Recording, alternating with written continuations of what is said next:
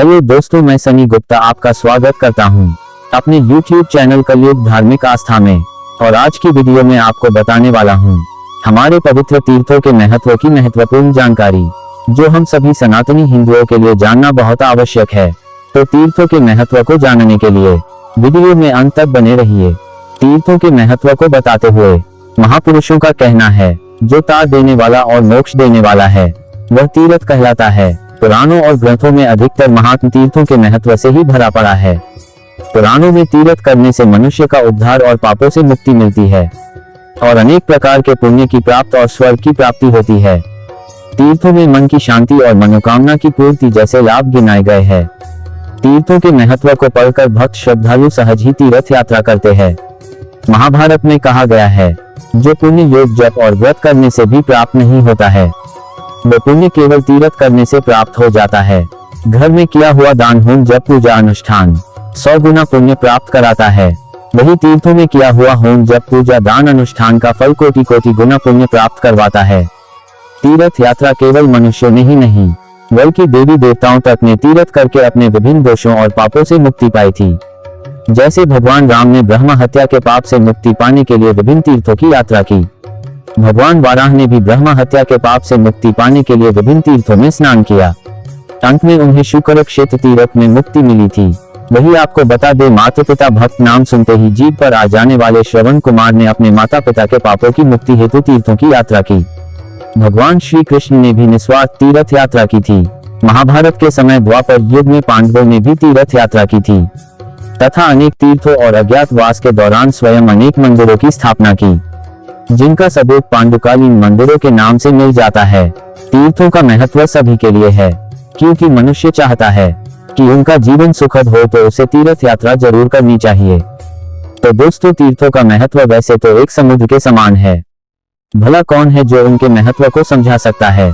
फिर भी कुछ महत्वपूर्ण बातें हैं जो हम सभी लोगों को समझनी चाहिए कि तीर्थों का क्या महत्व है और तीर्थ हमारे सनातन हिंदू धर्म में क्या स्थान रखते हैं।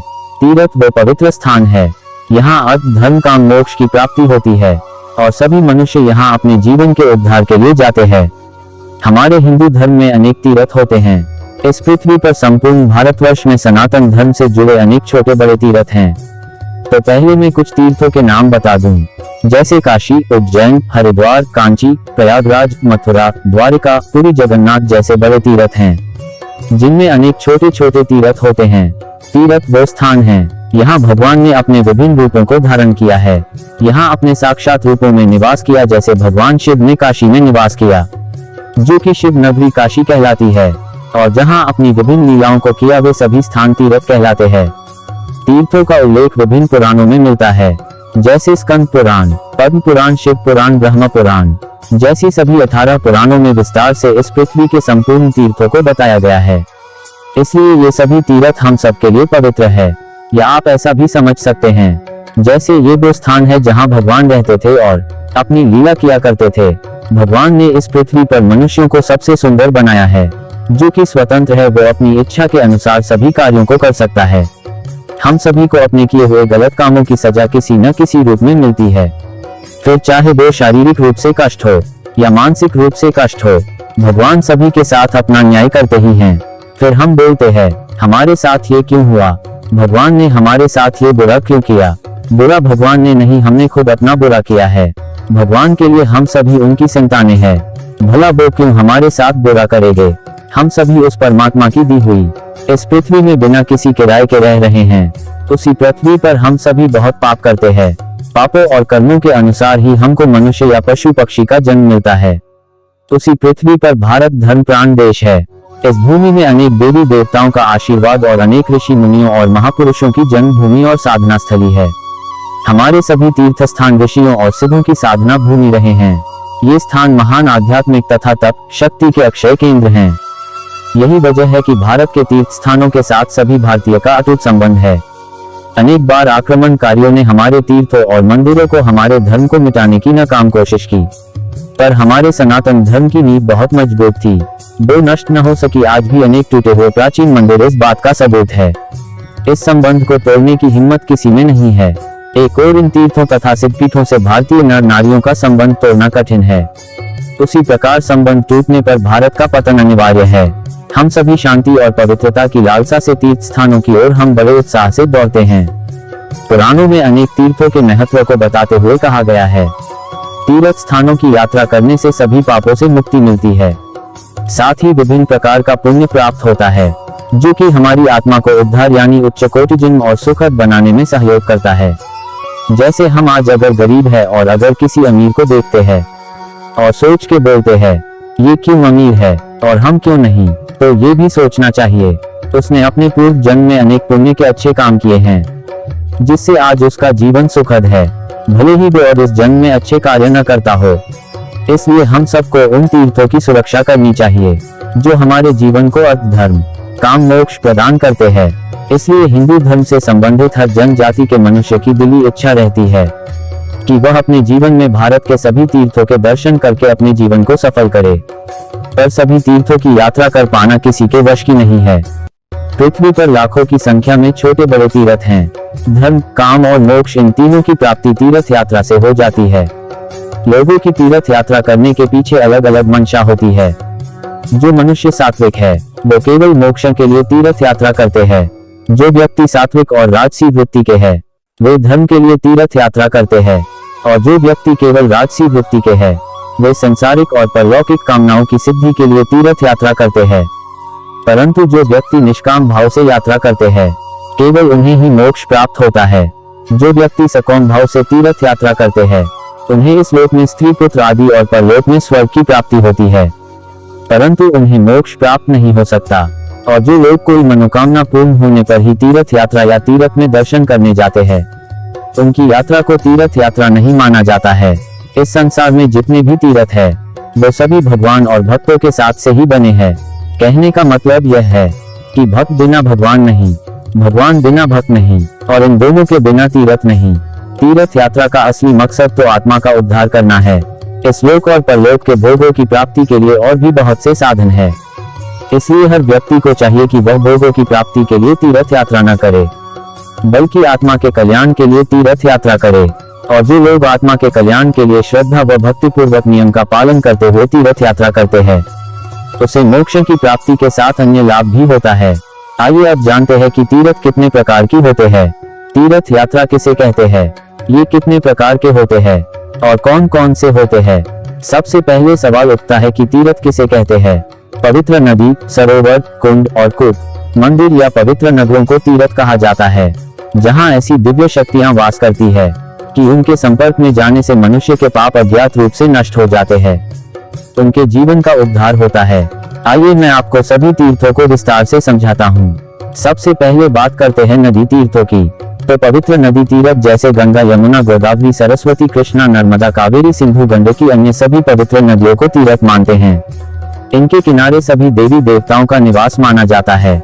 इनमें स्नान करने से भी अनेक पापों से मुक्ति मिलती है। विभिन्न मासों और पर्वों में इनमें स्नान, पूजा पाठ और श्राद्ध करने का महत्व है। अब बात करते हैं सरोवर तीर्थों की। सरोवर यानी तालाब या कुंड, इनको भी तीर्थ मानते हैं। यहाँ भगवान की कोई न कोई लीला जुड़ी होती है। इनसे जुड़ी कोई पौराणिक कथा या घटना जुड़ी हो उस तालाब या सरोवर को तीर्थ कहते हैं। जैसे कि आपने सूर्य कुंड देखा होगा, उत्तर प्रदेश में कासगंज में सोरो में वराह कुंड है, वृंदावन में राधा कुंड और भी सैकड़ों पौराणिक कुंड होते हैं जिनसे भगवान श्री कृष्ण की लीला जुड़ी हुई है। या अगर आप कभी काशी में गए होंगे तो देखा होगा सभी पौराणिक मंदिरों के पास कुंड बने होते हैं, जैसे लोलाक कुंड, दुर्गा कुंड, नाग कुंड। काशी में ऐसे 100 से भी अधिक सरोवर तीर्थ है, उनके बारे में मैं फिर कभी बताऊंगा। उन सभी सरोवर तीर्थों का स्कंद पुराण में उल्लेख आपको मिल जाएगा, आप वहां से भी पढ़ सकते हैं। ऐसे ही पूरे भारत में अनेक सरोवर, तालाब, कुंड तीर्थ होते हैं। अब बात करते हैं मंदिर, कूप और नगर तीर्थों की, जहाँ की भूमि में सृष्टि के प्रारंभ से ही दिव्य और पावनकारी शक्तियां हैं। अर्थात जिस स्थान पर इस सृष्टि के प्रारंभ से ही ईश्वर किसी न किसी रूप में वास करते हैं। उदाहरण के लिए जैसे कैलाश, मानसरोवर, काशी, मथुरा, हरिद्वार, उज्जैन आदि नित्य तीर्थ है। ये तो नगर तीर्थ यानी संपूर्ण नगर ही तीर्थ है। इसके अलावा भी कुछ ऐसे तीर्थ होते हैं जो केवल एक ही मंदिर होता है जिसे तीर्थ के नाम से जाना जाता है।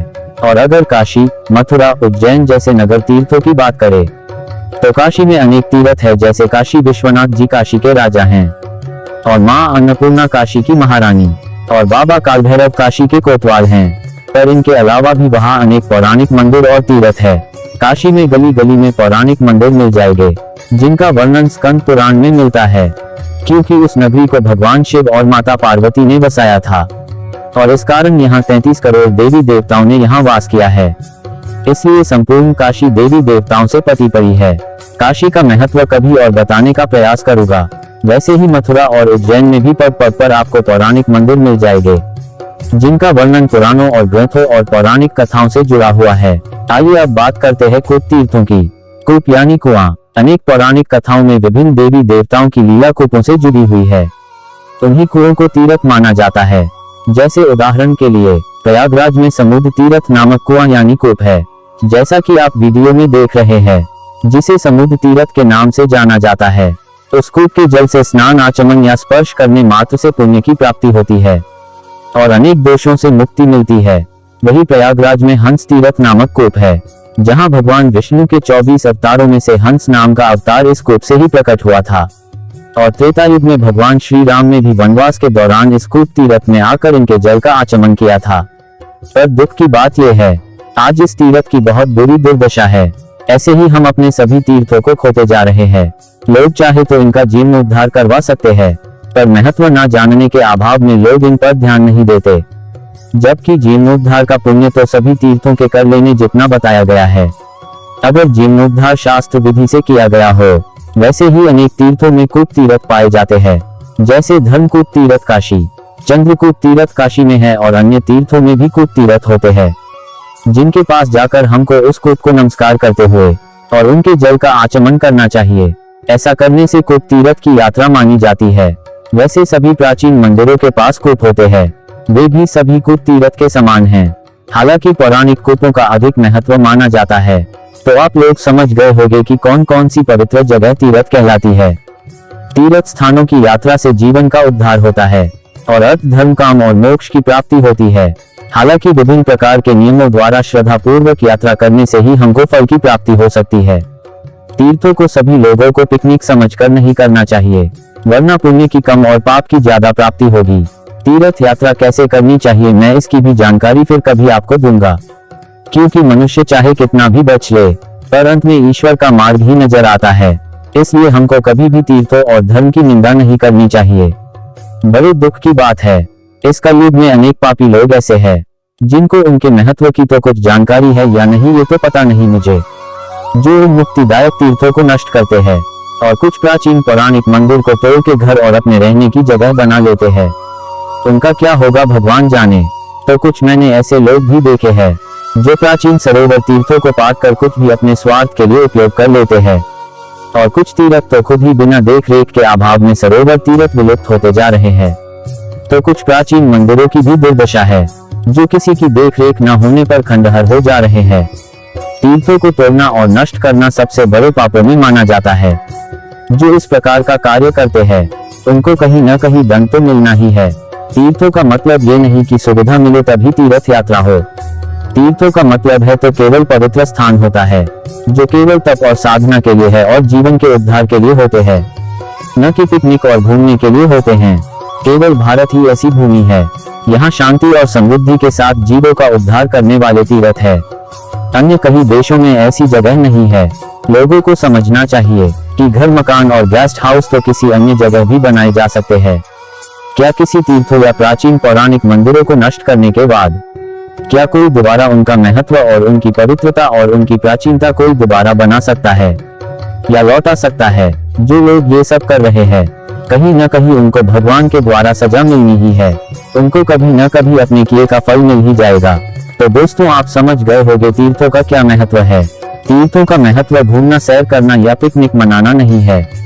तीर्थों का महत्व जीवन के उद्धार के लिए होता है।